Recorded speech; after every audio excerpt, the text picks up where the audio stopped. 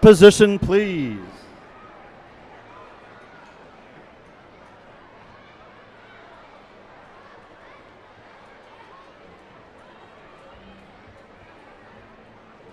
All the A strings, ready, go.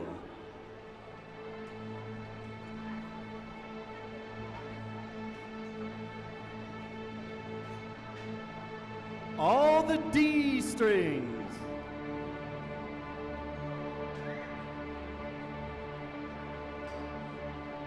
All the G strings.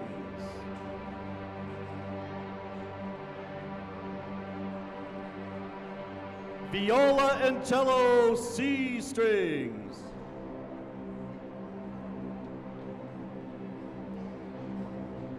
Bass and violin E strings.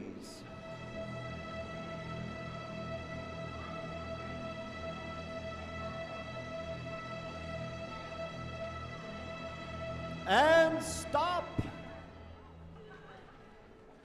Fantastic. Well, welcome to the 32nd Annual Monona Grove District String Festival. Let's get this colorful concert started. Here's Mr. Evans. Good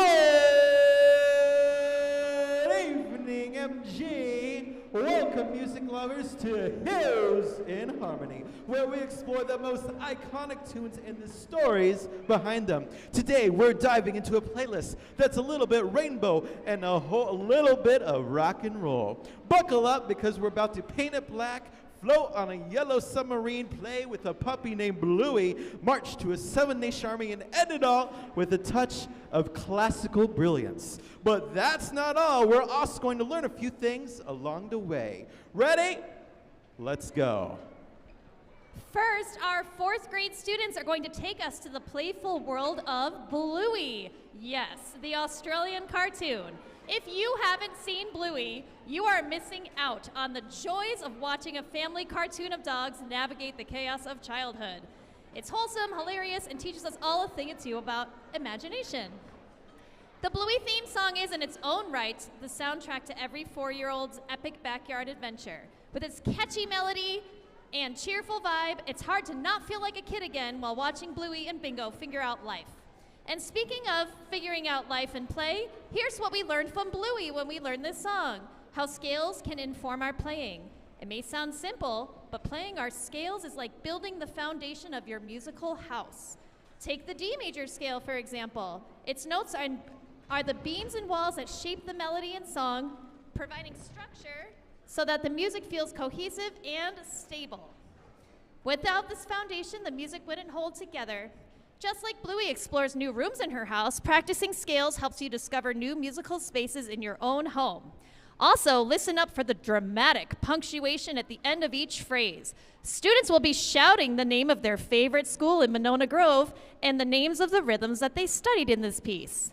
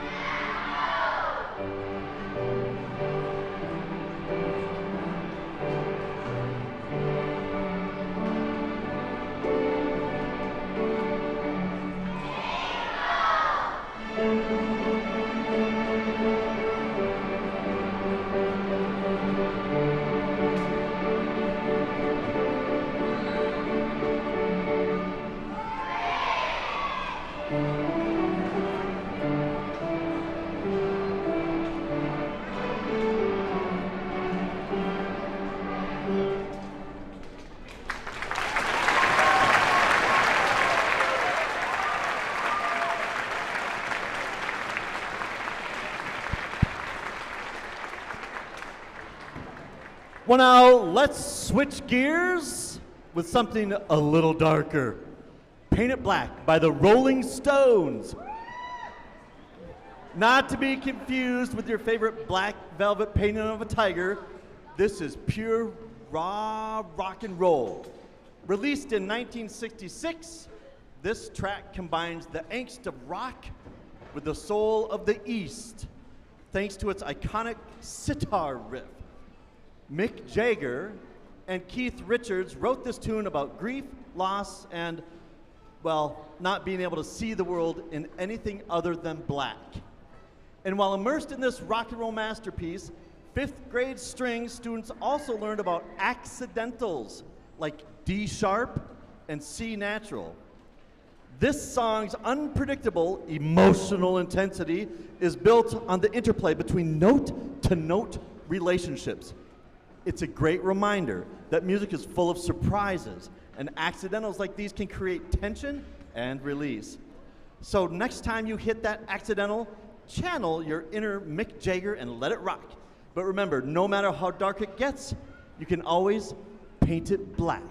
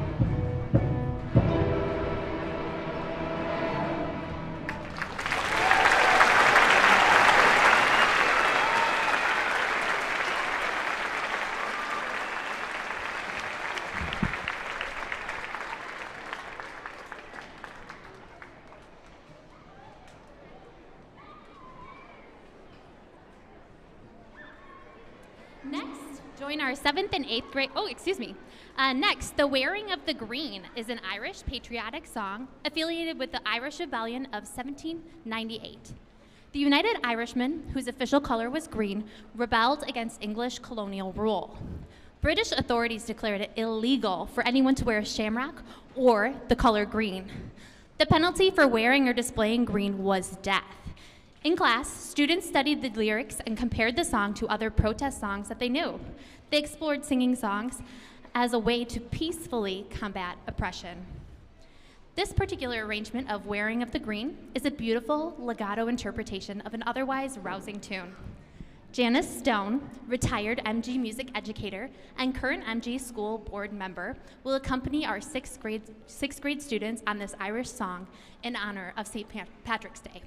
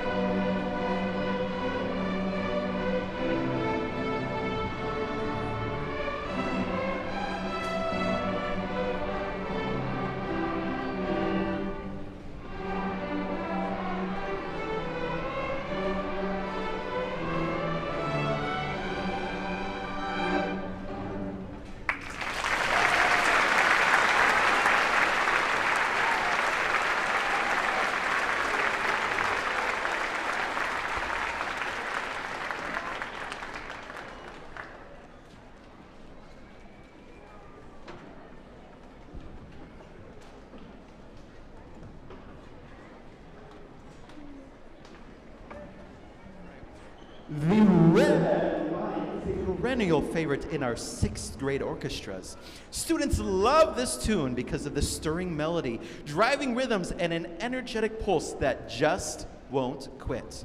Teachers love it because it's loaded with learning targets. It's a great way to reinforce new left-hand fingering patterns outside of the traditional major scale tonality.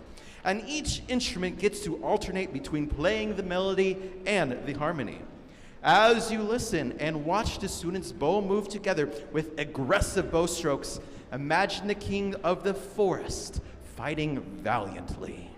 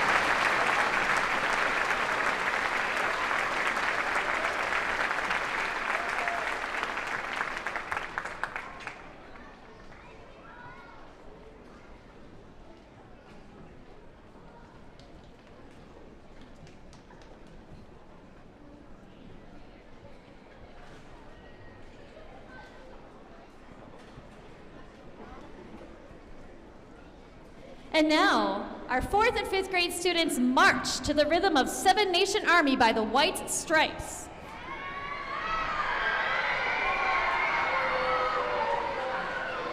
Jack White and Meg White burst onto the scene with its 2003 anthem, and with that bass line, which, fun fact, is actually played on guitar, they crafted a tune that is unstoppable as, well, a Seven Nation Army. This song is all about power, but it's also about melody versus harmony. The cellos and the basses drive the song forward with their groove and bass line. The violins will join with the melody, while the violas provide harmony that supports it. It's a great lesson in balancing these two elements, whether you're rocking out in a band or playing in an orchestra. Just like a Seven Nation Army, melody and harmony work together to create something unstoppable.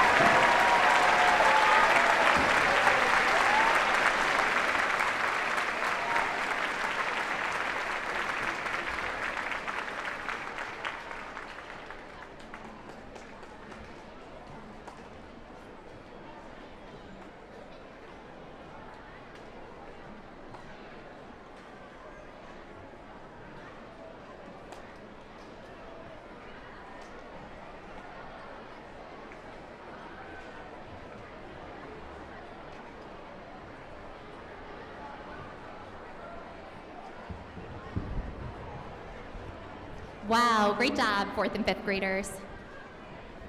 Next, join our 7th and 8th grade orchestra students as we delve into the rich palette of emotions that Pink's Just Give Me a Reason evokes. For this piece, students worked in the tonal center of C major, which required students to use new finger patterns as well as work on advanced syncopated and tied rhythms. Let the music wash over you, painting a vivid picture of connection and hope.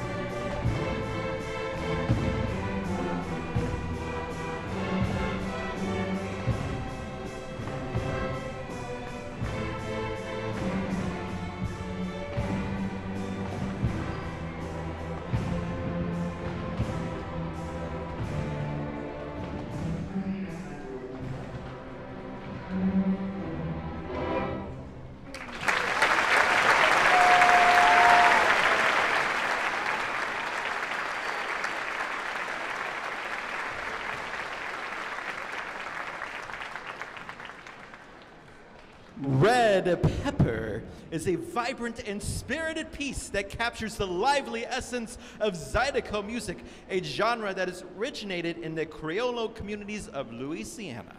While working on this red-hot tune, students were familiarized with Clifton Chenier, who is considered the king of Zydeco, who helped the genre gain popularity. Characterized by its infectious rhythms and joyful melodies, Zydeco is deeply rooted in the cultural tapestry of Cajun, blues, and African rhythms. One of our GDS educational assistants, Miss Lolo Young-Rosser, will join us playing the tifir, a traditional Cajun percussion instrument that is similar to a traditional Western music triangle.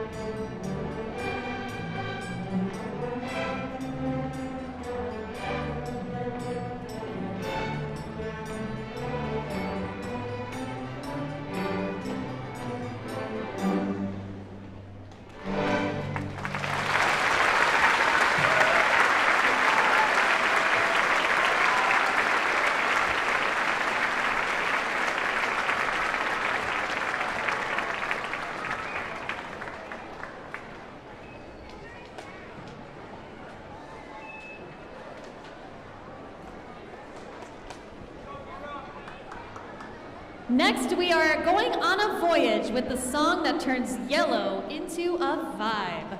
Yellow Submarine by the Beatles. Yes, the Beatles, the Fab Four, the Liverpool legends who convinced us to believe in the magic of a yellow submarine.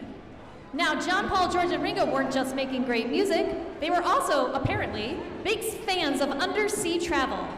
Written by Paul McCartney and released in 1966, this song's not only a catchy tune, but also the title track for an animated film of the same name. And as we sail through this psychedelic voyage, we're also learning something pretty important about being in an orchestra, and that is different types of bowing. Whether you're playing long, smooth legato or giving it some spiccato for that bouncy vibe, the Yellow Submarine reminds us that bowing techniques can totally shape the mood of a piece.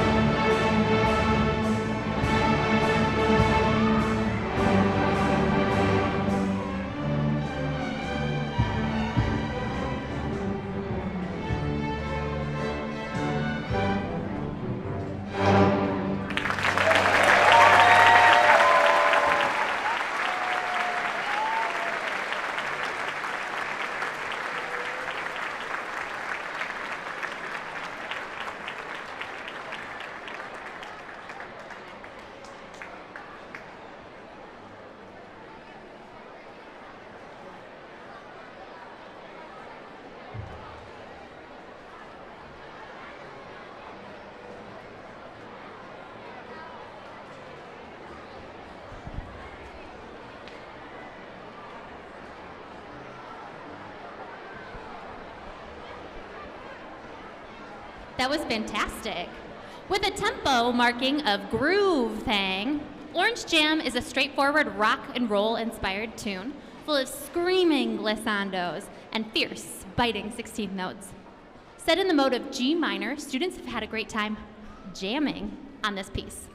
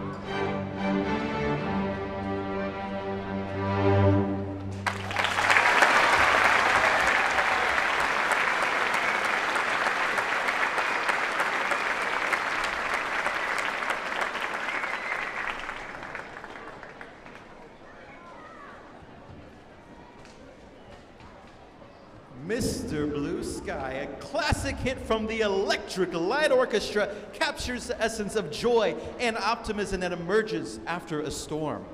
Its infectious melody and lyrics create a picture of hope and renewal after experiencing dark times. Sit back and immerse yourself in the sunny sounds, letting the music transport you to a world where skies are always blue and possibilities are endless.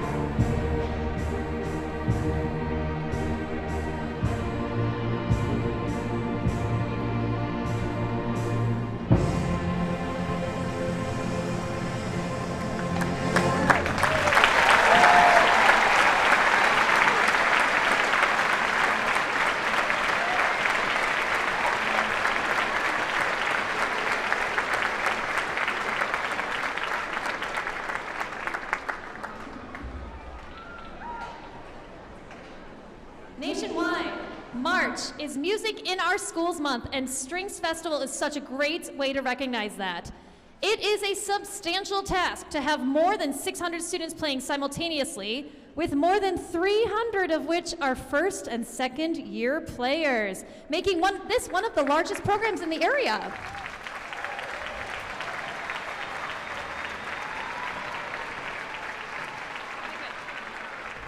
And these 300 string students you see aren't the only lucky ones that have Miss Hassan and Mr. Evans as their teachers, because they also teach general music in their respective buildings. You know what, younger students? You sound incredible. I hope you can see what's possible when you continue your musical study. These amazing middle and high school students, they're just so great. And to that, if you're not registered for orchestra next year, it's not too late. At the bottom of the concert program, there's contact information so you can add it back in. Fifth graders, you should know that at GDS, it's a class. It doesn't meet during recess, and cello and bass players, we have instruments for you at school to use. You don't have to bring them back and forth. We love to see any and all of you continue in orchestra and have a blast at next year's festival too. Isn't that right, GDS and MG?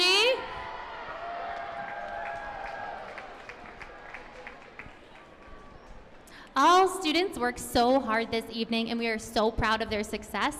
Bravo one more time to all of our groups today.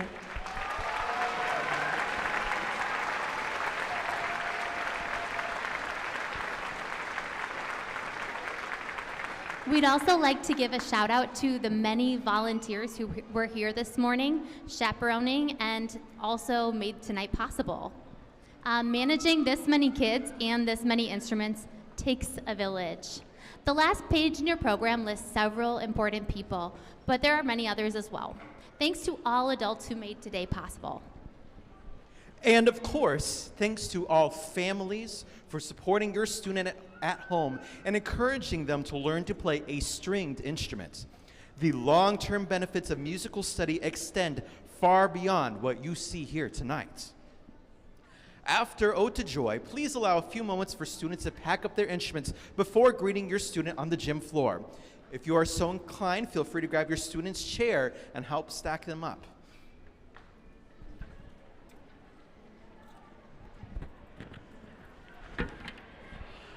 It's almost time for the grand finale. I can't wait for the grand finale, but I've got a couple other thank yous, so just hang in there 1 second. I do want to give one last quick shout out to Janice Stone, former colleague, current school board member, who's been here to help me tune instruments, playing piano, everything.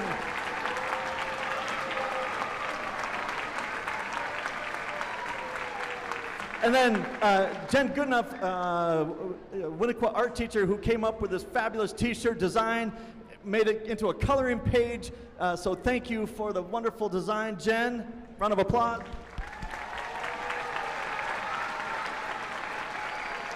To the high school AV club, who's doing this for us tonight, and Brennan Heikenbeck for helping us out with sound and video for people to watch live stream or watch it later when they go home. So thank you to our AV club.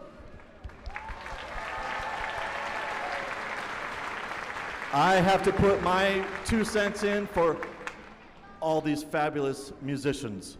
Just fantastic work tonight. One quick round of applause for them again.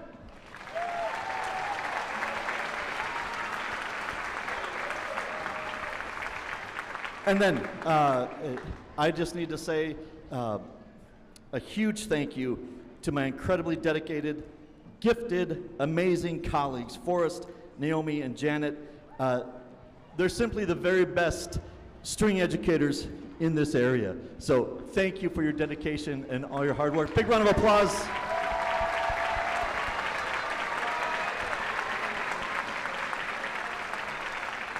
And now, on to our grand finale. So 2 years ago, we began the tradition of ending our festival with Beethoven's Ode to Joy from his Ninth Symphony, a universally loved and recognizable piece. It represents peace and the triumph of solidarity over war and despair. Leonard Bernstein called it accessible but not ordinary, and its uplifting energy feels like the musical equivalent of fireworks in the sky. As we studied Ode to Joy, students learned how Beethoven masterfully builds the piece to a glorious climax, and understanding its structure enhances the emotional impact of each returning chorus. It makes it a perfect way for these young musicians to celebrate joyful music making together. Without further ado, we present our closing piece for the evening, Beethoven's Ode to Joy.